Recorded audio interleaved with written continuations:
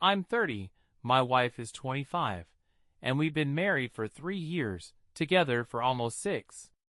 We don't have children or significant assets, but we have more debts than money in our bank account. We rent a house, and I'm the primary breadwinner in the family. I earn about $4,000 a month, while she makes around $500. I work hard to provide my wife with a lifestyle she's grown accustomed to. My work team is very close-knit. One colleague, whom I've worked with for nearly 3 years, invited me to join an amateur soccer league, which I've been part of for 2 years. My wife attended every game, and I thought it was her way of supporting me. But deep down, I always suspected she was more drawn to the opportunity to drink. I usually limited my alcohol intake because of the games, but as a spectator, she didn't hold back. After the matches, the guys and girls would gather at someone's house, go to a bar, or order pizza. A couple of weeks ago, our group decided to meet at one of the players' houses in a neighboring town after a game. I apologized and said we couldn't go because I had to wake up early for work the next day. On the drive home, my wife texted one of the guys, someone I considered a friend, asking for a ride. In the car, she asked my permission to go. I refused, explaining that I wanted to spend the evening together and needed rest before work. She got offended and stopped talking to me. When we got home, my friend pulled up. I was furious. I approached him, expressed my disapproval, and asked him to leave, but my wife got out of our car, climbed into his, and they drove off. In a rage, I turned on her old iPad, which I'd bought her years ago, and could still track. I tried to stay awake but fell asleep around 3 a.m. She still hadn't returned. Waking up the next morning, I found her in our bed, unsure when she'd come back. For the first time, I left for work without waking her or kissing her goodbye, wanting her to sense my anger. Before leaving, I took the iPad and slipped it into my briefcase. At work, after a meeting, I checked it. A notification popped up. Friend typing. I opened the Messenger app. Its outdated version still showed real-time messages despite being set to auto-delete. My heart sank. The friend made crude comments about the previous night, mentioning that other guys had also had fun. It got worse when I saw my wife ask him to send her an explicit video, which he did. I was horrified. I ran to the bathroom and threw up, shaking. I requested to leave work early, drove home, and found her still asleep in our bed. I asked her to come downstairs. I sat across from her and demanded she tell me everything that happened the previous night. She claimed she only drank, played pool, and chatted. I asked when she last talked to the friend.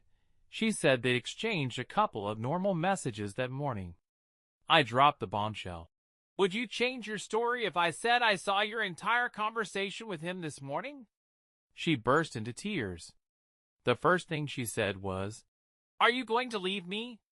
She admitted she couldn't recall clearly but confessed to sleeping with a friend and another teammate the previous night, adding that there might have been other guys, though she wasn't sure.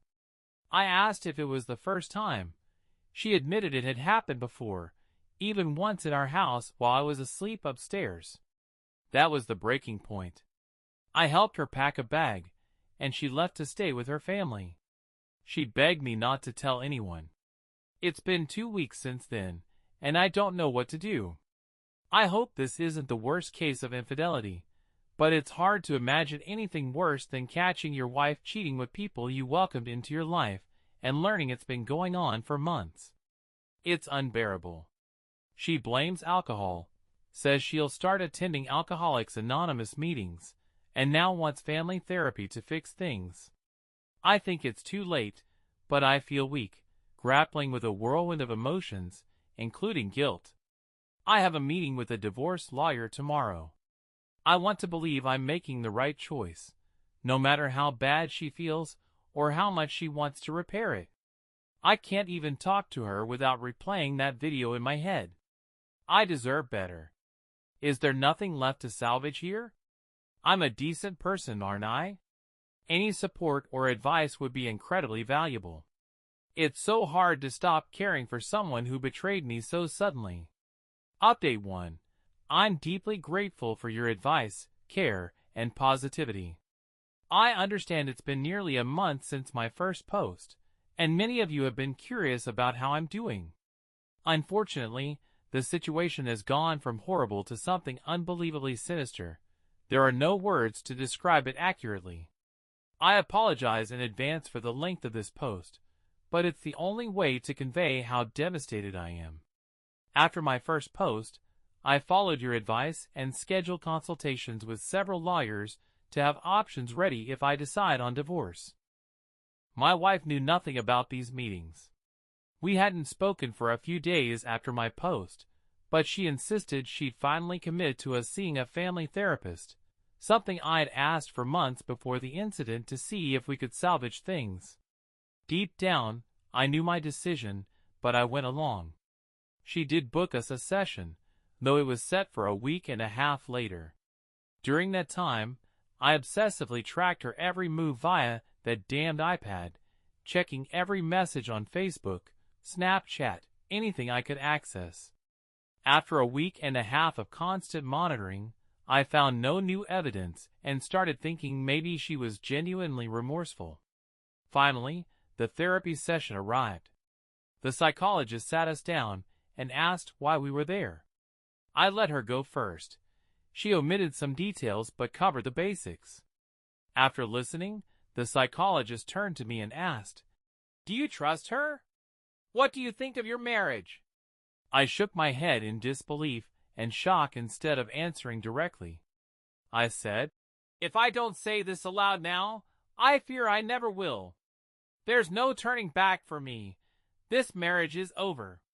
The vows are broken, my trust is shattered, and the only thing left is to file for divorce." My heart tightened as she hysterically sobbed. I continued, "I don't know what can be saved in this relationship, but our marriage is finished.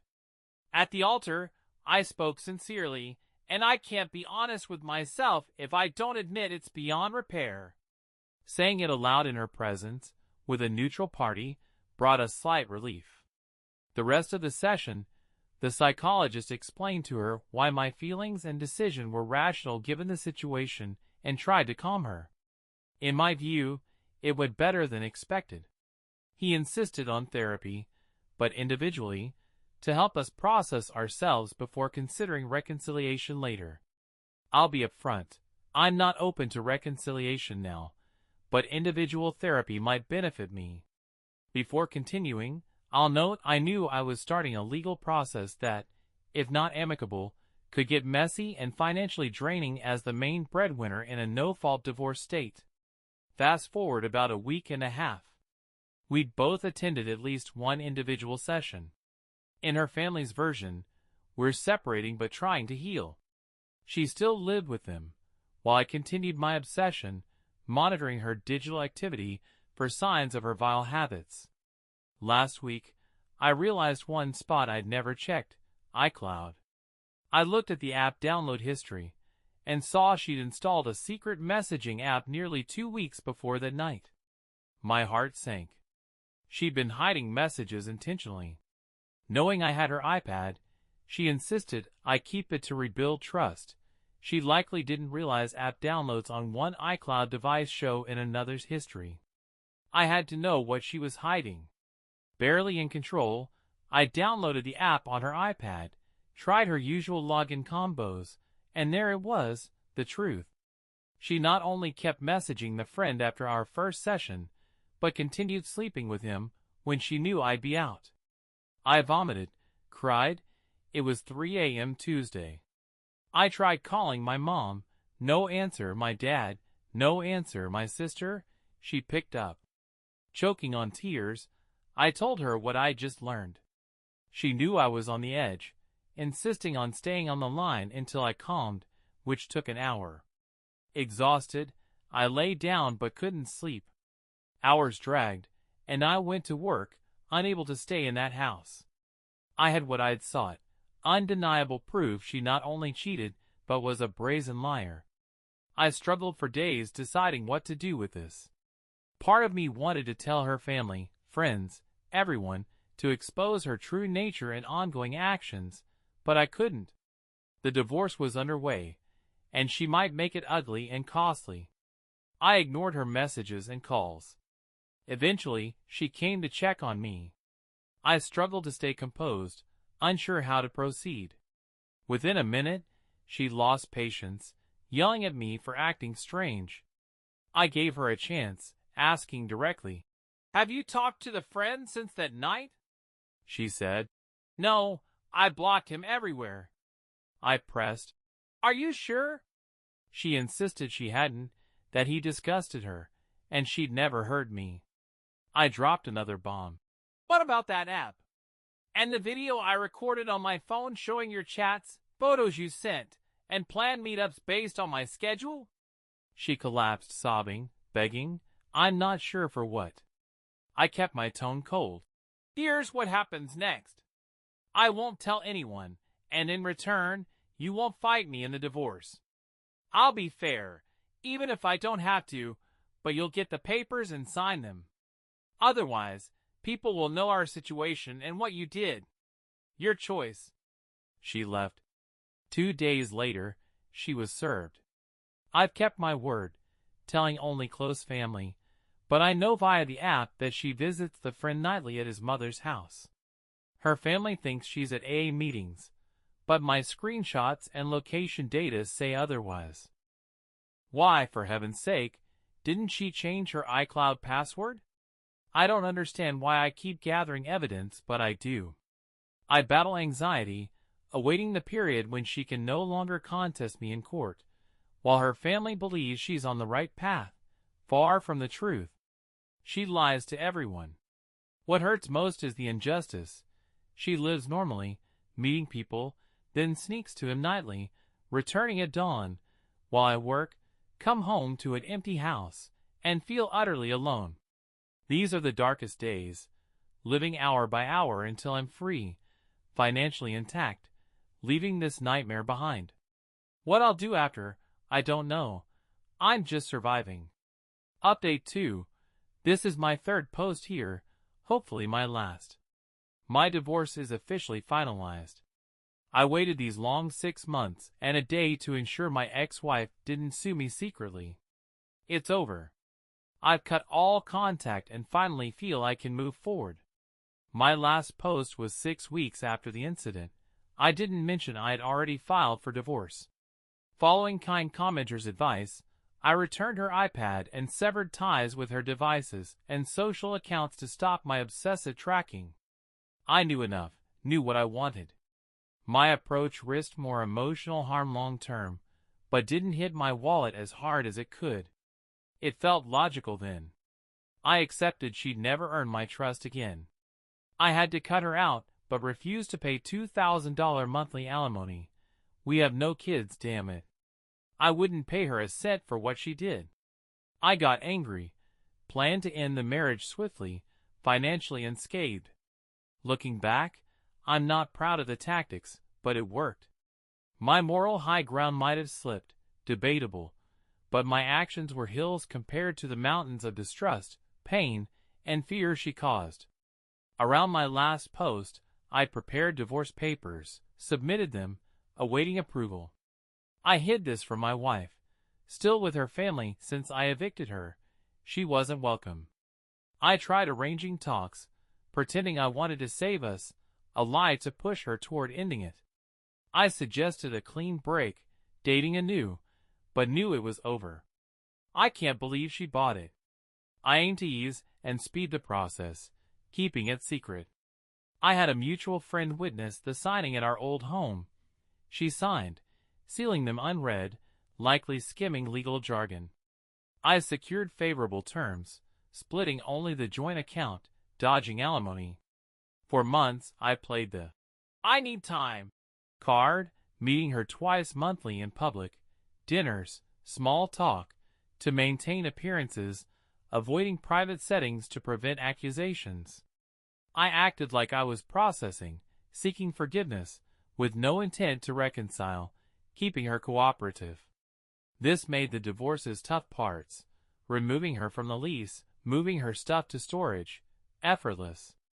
I convinced her we'd find new housing, saying her absence eased my healing. Lying, I kept her compliant, simplifying everything. 4 of the 6 months passed, light at the end. Early in the 4th month, a relative she lived with asked if we were reconciling. Knowing her friend's involvement, I said yes, asking why. He sent a photo of her dining with a friend in another town captioned, "This is happening now." He'd spotted them post-work. I aired, letting emotions win. I texted her, asking to talk.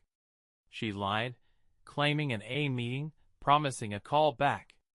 I replied, "Didn't know A meets at that restaurant, and your favorite is now your sponsor?" She called, screaming, accusing me of stalking.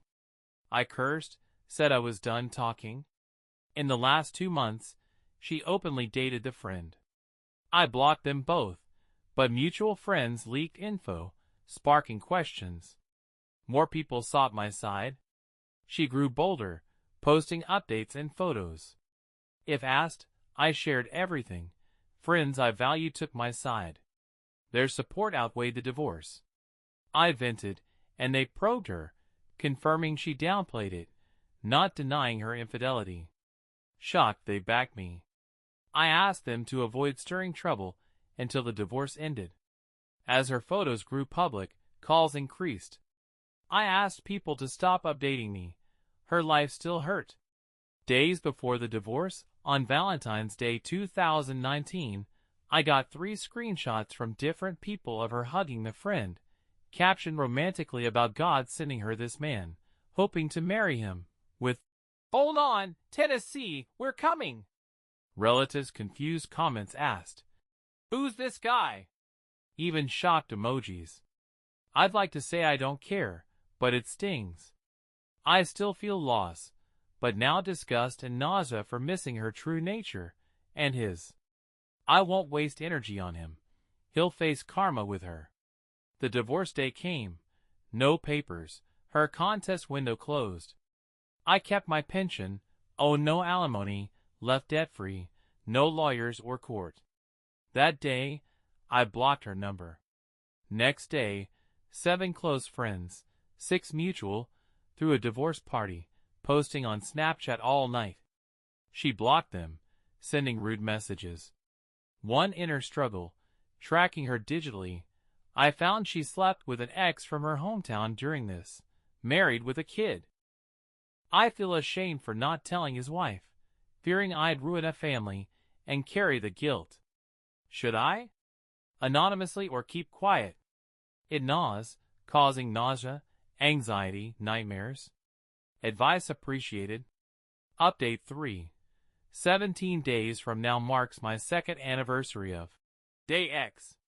Rereading my posts, I never thought I'd get this far, considering the pain, fear, and depression from my ex-wife's actions. I hope this is my last update. Since the divorce finalized in February 2019, much time has passed, but key events reveal her depths. I've avoided direct contact, but occasional posts from unblocked relatives or friends mentioned slip through. My true friends shield me, but some news is hard to hide. The first shock came in May 2019 when a best friend called. My ex was marrying a guy from Tennessee. Wait, what? True, her friend's husband, not blocking her on Facebook, screenshotted the buildup. From March to July 2019, her relationship with a friend faded post-divorce. I don't know details or how it ended, nor care much. From April, her Facebook hinted at a reason, then in July, a photo emerged, her with an unknown man, hands linked, rings on, geotagged California, captioned, "Thrilled to start anew with this amazing man. Blessed. Hold on, Tennessee, we're coming." Unreal, but confirmed by multiple sources. I contacted a relative she's close to for details. She met him online, chatted for months, fell in love, and he proposed by phone. She agreed, and they couldn't wait. A week later, after notifying family, who declined, they married in a small town 2 hours away. He flew to California. Saturday was their first meeting and wedding. No family present, likely disappointing her. Sunday, they packed her things. Monday, they left for Tennessee. Poor guy, if only he knew. I found solace in their distance, unlikely to cross paths. In fall 2019, another shock, scrolling Instagram, I saw a video of my ex holding a plate before her father, who covered his eyes. Before I processed it, I heard her voice. 3, 2, 1, it's a boy. A gender reveal party. Why am I seeing this? Her mom just made a public Instagram. Posting it, algorithm thought I'd care. I lost it. Sleepless nights, nausea from disgust, pain, disappointment, and envy. I dreamed of fatherhood. If she hadn't cheated, it could have been my child. I'm 32, thought I'd be a dad by now, but I'm single, no kids. I'm mature. Know I have time with someone I love, but can't stop thinking. I'd rather be me than that future dad. The baby's likely born. Luckily, no one's told me. Bad days worsen with pandemic isolation. I work from home, lucky but lonely. When hopeless, I recall Day X's early days, thinking I'd never survive, but I did. I'll manage this too, moment by moment. Thanks for reading, supporting. Your comments, messages, and wisdom have carried me. Thanks for 2 more years of survival and thriving. Update 4. 3 years since Day X, over a year since my last post. This year, my first focusing on myself. No updates on my ex-wife. I've cut all ties, even blocking mutual friends to avoid leaks. Learning from past obsession that distance aids focus. Ending contact with her family was hard. They'd been mine too. I loved some like kin. Losing that felt unjust but necessary. It works. More days pass without her in my mind. If she surfaces, it's, thank God I escaped, not sadness. This pandemic year, I shifted careers, launching a consulting business in IT support and design. A bold move paying off with contracts, including 2 with local government, renewed for 12 months. Self-employment inspires me. I'm proud of quality work for clients. This self-worth reshapes my past view, easing present and future worries. My finances thrive, mind's freer, body's fitter than a Day X. I feel good. Only concern, distrust, especially with women romantically. It eased my career shift, relying on myself, but dims my desire for partnership. I'm fine alone. Online dating was a swamp of broken people. 3 or 4 dates revealing women seeking attention, not depth. I don't disrespect women. I crave connection to share life, but won't settle to avoid solitude. An inner voice nags, I'm 34, should have a wife, kids, a mortgage, vacations, like friends. Money helps, but I reject that timeline. I'm grateful, happy not in an alternate life with her. If I prioritize myself, seize each day, I'll look back proud, maximizing a tough hand. Thanks for time, advice, support. Without you, I wouldn't have made it.